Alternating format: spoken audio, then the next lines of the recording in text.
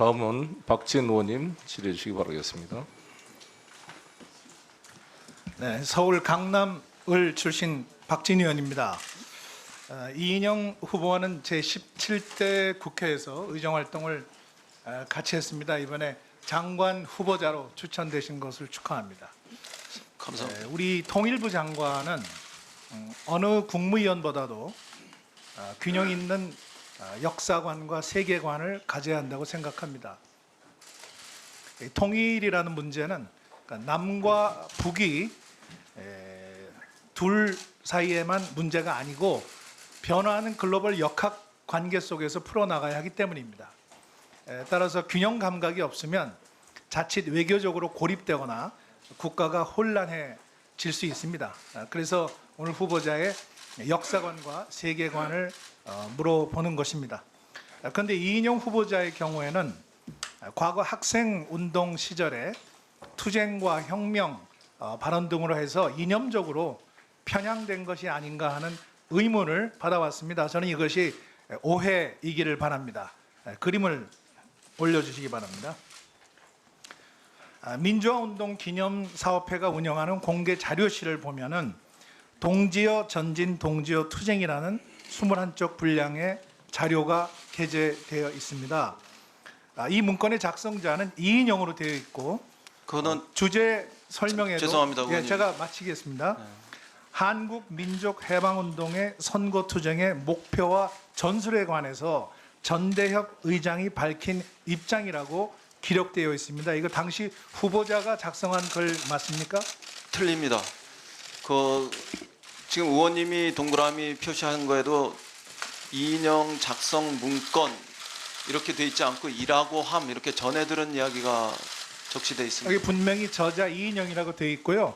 그 옆에 보시면 전대협 서대협 의장 이인영 작성 문건이라고 함 9월 중순 이렇게 되어 있습니다. 따라서 이라고 함이지 않습니까? 이 문서를 기록한 민주화 기념사업회가 잘못 기록을 했다는 말씀인가요? 제가 제 기억으로는 잘못 기억했습니까? 잘못 기록한 것으로 보입니다. 네, 본인이 작성한 건 아닙니까? 제가 작성한 거 아닌 아닙니까? 것으로 기억합니다. 그렇다면 이 문건의 내용은 알고 있습니까? 이 문건 내용은 알고 제가 계시죠? 예, 본 적이 있죠? 최근에 기억합니다. 네, 이 문건에서는 자주 민주 통일의 깃발을 결코 내릴 수 없다.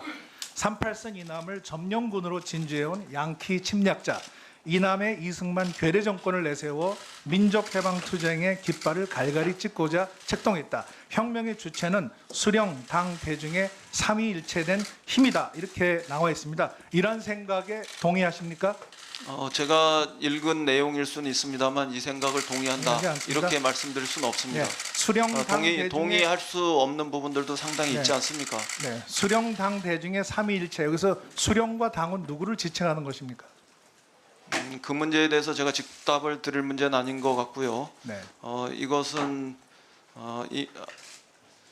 제가 동의하는 내용이다 이렇게 네. 생각할 수 없습니다. 네, 저는 김일성 이 수령과- 수령당 대중의 삼일체된 체계에 대해서 네. 동의하지 않습니다. 네, 김일성 수령과 조선노동당을 지칭하는 것으로 생각됩니다. 운동권과 진보 진영에서 자주라는 용어를 쓰는 것은 반미를 의미하는 거죠.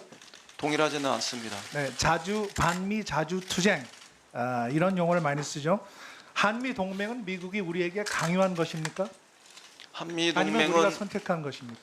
강요하건 선택하건 떠나서 한미 간에는 민주주의와 시장 가치에 대한 가치 동맹으로서의 굳건한 초석도 네. 있습니다. 그런 점에서 누가 누구에게 강요했다 이런 평가는 할 수 없다고 봅니다.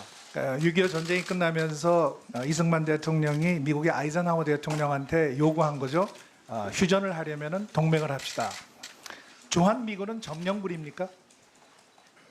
주한미군은 평화관리군으로서의 성격과 그다음에 전쟁이 완전히 끝나지 않은 상태 속에서 휴전 상태 속에서의 주둔군으로서의 성격을 동시에 다 가지고 있다 봅니다.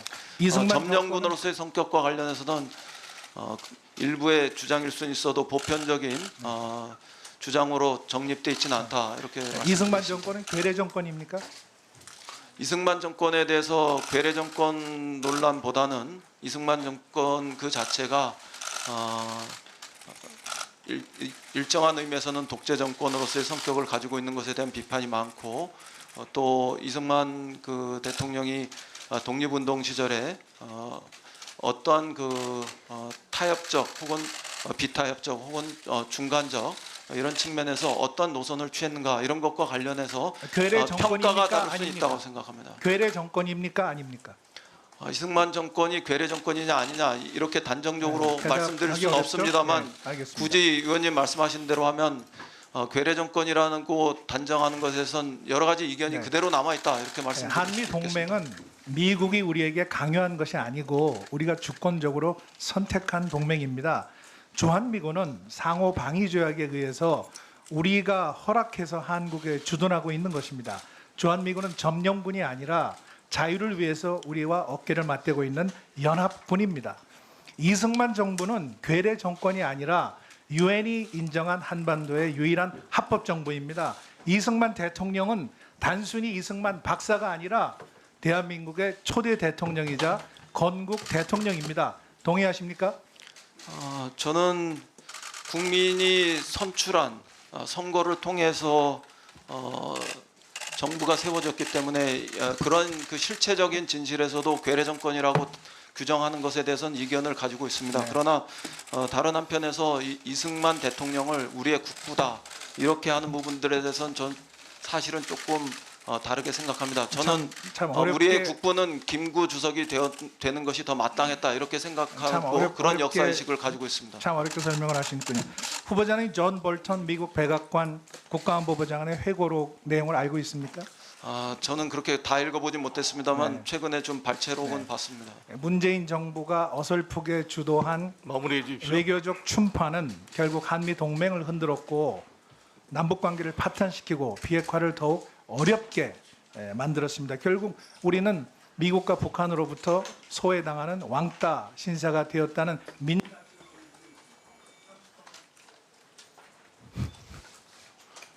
30초 안 주기로 했는데 이 30초씩 줄 수가 없습니다. 이게 1분 단위로 돼 있기 때문에.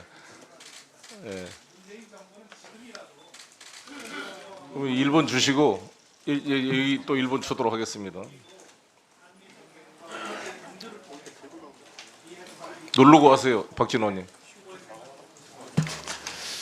한미 공조, 네, 한미 끝났습니다. 동맹은 그 어떤 때보다 저는 튼튼하다 이렇게 생각합니다. 그리고 더 다양한 영역에서 더 깊어지고 또 넓어지고 있다 그렇게 보고 있습니다. 핵과 관련해서 문제를 해결해가는 과정에 있어서도 최근에 문재인 대통령의 그 해법이 북미 간의 관계를 결론을 내는 데까지는 이르지 못했지만 그 어느 때보다도 평화적이고 대화 분위기를 통해서 북핵 문제를 해결하는 데까지 급속도로 진전했던 그런 성과적 측면들도 우리는 동시에 잘 봐야 한다고 생각합니다. 그런 측면에서 한반도 운전자론, 한반도 평화 프로세스는 더욱더 강화되고 확장돼 나가는 것이 좋겠다 이런 생각을 합니다. 네, 수고했습니다. 이낙연 의원님 시간을 맞추시고 시간이 다가오면 잘 마무리를 해주시기 바라겠습니다. 종로 이낙연입니다. 문재인 대통령과 트럼프 대통령의 최초 공식 합의 문서가 2017년 6월의 한미 공동선언입니다. 그 한미 공동선언에 따르면 평화통일 환경 조성 같은 일반적 남북관계 개선에 대해서는 한국 정부의 주도적 역할을 트럼프 대통령이 지지한다고 되어 있습니다.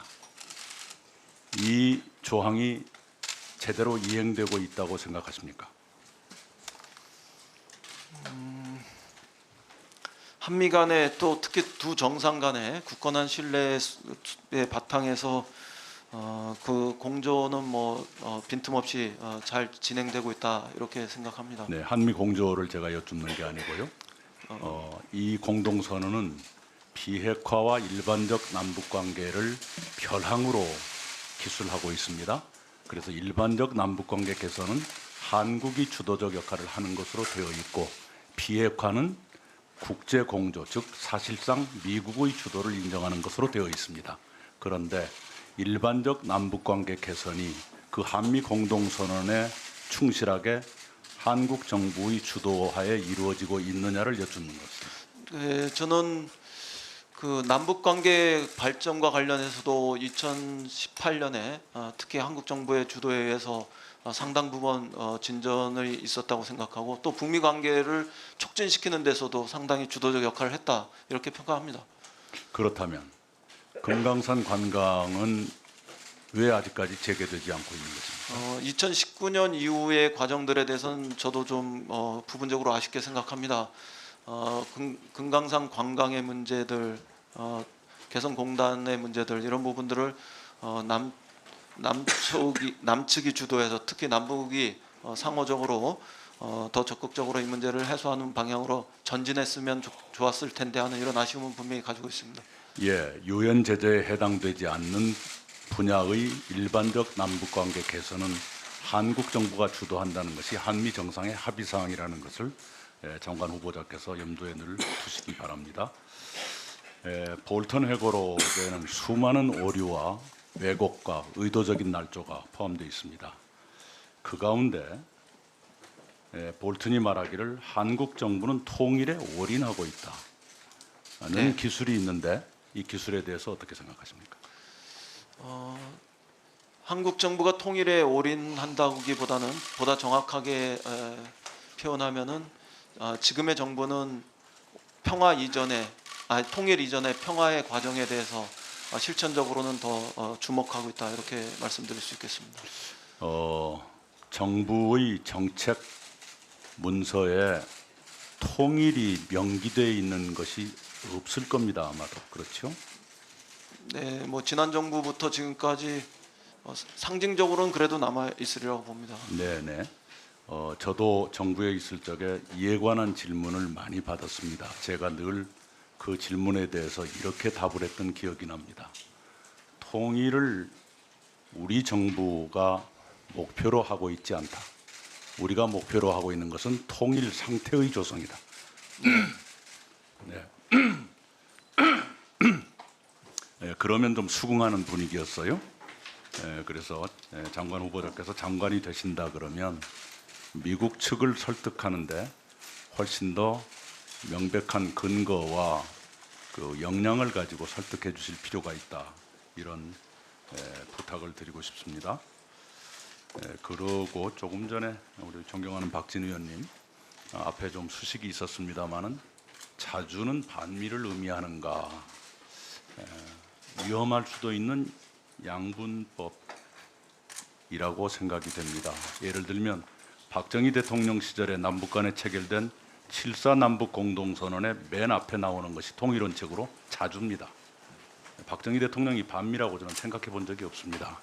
그런 점에 대해서 국민들 사이에 혼선이 없기를 바랍니다. 이 남북 연락사무소 폭파가 대단히 충격적이고 실망을 주는 일이었습니다. 그 일은 그 일대로 처리가 돼야겠지만 남북 간에는 신뢰의 회복과 축적이 시급하다고 생각을 합니다.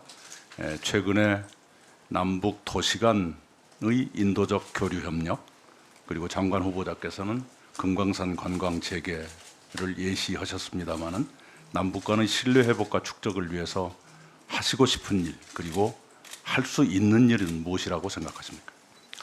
우선 뭐 전통적으로는 쉬운 것부터 하고 어려운 것을 나중에 하는 이런 접근법이 있었습니다만 저는 그 접근법도 좋지만 작은 것부터 해서 큰 것으로 발전시키는 이런 방법도 좋다고 생각하는 편입니다. 쉬운 것부터 하고 어려운 것으로 발전시키는 것은 인도적 측면에서의 뭐 교류 협력 이런 부분들이겠습니다만 작은 것에서 큰 것으로 가는 문제는 예컨대 작은 교역에서 출발해서 큰 교역의 상황으로 발전시켜 나가는 이런 접근도 할 수 있다고 생각하고 부분적으로 그런 견해를 이미 피력한 바 있습니다. 네, 그 쉬운 것부터라는 말씀을 주시니까 생각이 납니다. 김대중 대통령의 이른바 대북 포용 정책이 뭐냐에 대해서 임동원 당시 통일부 장관은 이런 설명을 하신 적이 있습니다. 선의후난, 쉬운 것을 먼저 어려운 것을 나중에. 선경후정, 경제를 먼저 정치를 나중에. 선민후관, 민간을 먼저 정부가 나중에. 마지막이 선공후득, 먼저 주고 나중에 받는 give and take. 잘 알고 있습니다. 그런 설명이 상당히 설득력이 있었던 것으로 기억이 납니다. 예, 그런 접근법은 저는 그대로 계승하되 작은 것부터 해서 큰 것으로 나가는 방향에 대해서도 저는 시도해 보려고 합니다. 마무리해 주십시오. 예, 한미 워킹그룹 네, 어떤 것이 바람직한 개선 방향이라고 생각합니까?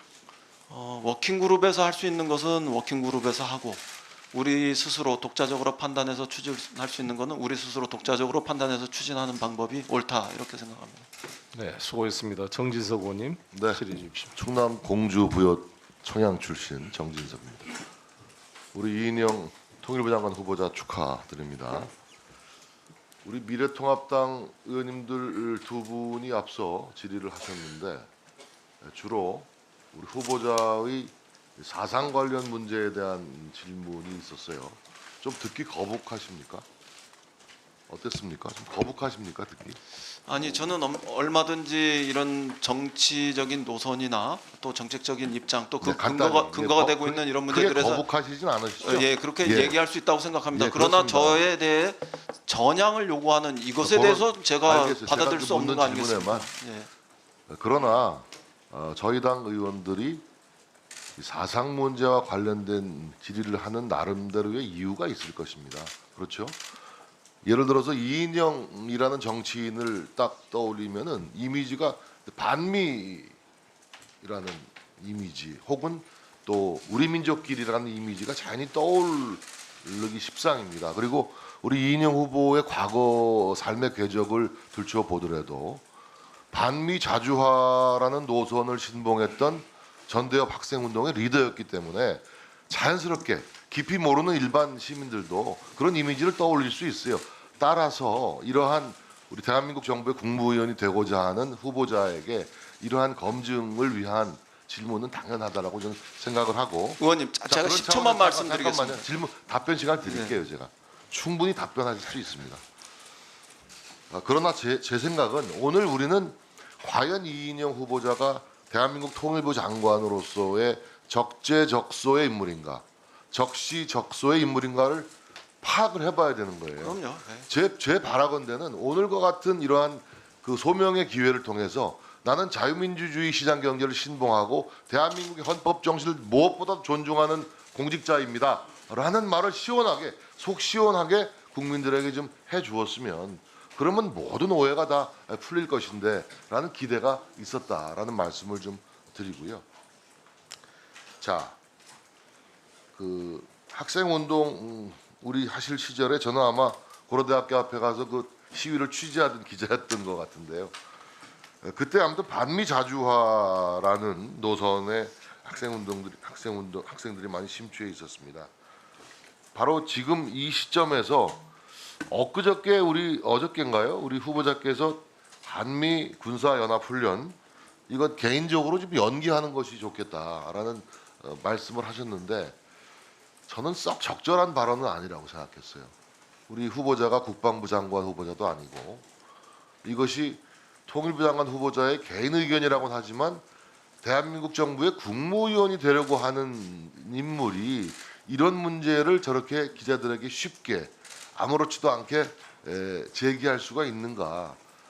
이런 자세보다는 훨씬 더 진중하고 신중한 자세를 보여야 되는 게 아닌가라고 생각해서 사실은 한미 군사연합 훈련을 연기해야 된다는 개인적인 의견을 공중파를 통해서 국민들에게 전달하는 그런 모습은 매우 실망스러웠다. 저는 이렇게 생각을 하거든요. 제 의견이 좀 무리한 겁니까? 좀 더 신중할 수는 없었습니까? 앞에 말씀 답변까지 조금 포함해서 잠깐 아니 그 말씀드리겠습니다. 길게 하시면 제가 질문을 못 하니까 네, 절대로 길게 안 잘 하겠습니다. 아시면서 사상 검증을 하는 것과 사상 전향 여부를 여기서 논란을 벌이는 사상 거는 전향이라는 얘기를 안 했어요. 아니 하셨죠. 아니, 앞에 내가 다른 안 했습니다. 내가 네. 안 했고 그분은 분명히 제가 네. 반미 자주화 노선이라는 얘기했지. 내가 뭐 주체 사상이나 주사파라는 얘기를 안 했잖아요. 네. 그러니까 자꾸 제 발언을 제 질문을 확대 해석하지 말고 제 질문에 대한 답변만 해주시기 바랍니다. 저는 뭐 그 질문의 연장선에서 한미 연합 훈련 부분에 대해서 좀 물어보는 겁니다. 그래서 제가 그 앞에 그 통일부를 떠나서라는 그 토까지도 제가 분명히 달았는데 그럼에도 불구하고 이게 그 경솔한 것으로 보셨다면은 뭐 앞으로 좀 더 좋습니다. 세심하게 뭐 오케이. 자, 주의하겠습니다. 시간적 두 번째 질문 좋습니다. 고마워요. 그런 답변을 해줘서 고맙습니다. 지금 그 후보자 과정에서 여러 번 그 대북 관련 남북 교류 발전을 위한 창의적 해법을 강조를 하셨거든요. 근데 제가 듣기에는 이 창의적 해법이라는 것은 국제사회와 미국의 대북 제재를 창의적으로 어기겠다는 다짐 아닌가? 저는 이렇게 들렸어요. 그러니까 상상력을 발휘해서 창의적으로 어겨가면서 북한과 교류 협력을 강화하겠다. 이런 뜻으로 저는 받아들였거든요. 왜 그러냐? 지금 유엔 안보리의 대북 제재, 미국 정부의 독자 제재, 원비어법에 의한 제재, 이렇게 북한에 대한 국제사회의 제재는 2중 3중으로 촘촘한 그물망으로 되어 있어서 우리 통일부 장관 후보자가 장관이 되신 주에 추진하게 될 이러한 대북 제재를 우회하는, 대북 제재를 피해서 갈 수 있는 창의적 해법이라는 것이 굉장히 어려운 겁니다. 그런데 이런 걸 꼭 중시해서 가겠다. 그리고 모두 발언해서 제가 제 귀가 정확히 기억하는지 모르겠습니다만 북미의 시간은 가고 남북의 시간을 열겠다라고 발언하신 걸로 들었는데 맞습니까? 근데 이것도 저는 현실 인식이 명확하게 균형 잡혀 있는 인식이 아니다라는 생각이 들어요. 지금 가장 이 문제가 어디서 불거진 거면 본질의 남북 문제의 본질이 뭡니까? 북핵 문제예요. 이 창의적 해법을 얘기를 할 때 저는 통일부 장관 후보자라면 오히려 북핵 폐기와 북한 비핵화의 창의적 해법을 먼저 얘기해야 된다라고 그런 것이 맞다고 생각합니다. 북핵 폐기와 북핵 비핵화의 창의적 해법은 없는 겁니까? 그런 것을 오히려 남북 교류 강화의 창의적 해법보다 먼저 얘기해야 옳지 않습니까? 그 북핵 문제 해결에 있어서 남북 간에도 직접적인 대화 의제가 돼야 한다는 점, 뭐 이런 점은 저도 인식하고 있습니다. 다만 지금 북미 관계 개선을 통해 가지고 북핵 문제 해결하는 더 넓고 더 깊은 해법으로 우리 정부가 접근했었고 그 과정에서 촉진자로서의 주도성을 잃지 않았다 이렇게 생각합니다. 다만 남북 간에는 예를 들면 인도적 교류 협력 등의 과정을 거쳐서 좀 더 신뢰를 확보하면서 북핵 문제를 해결하는 창의적 좋습니다. 과정으로 접근하는 것이 어떤가 예, 이게 제 마무리해 생각이었다는 주십시오. 점을 말씀드립니다.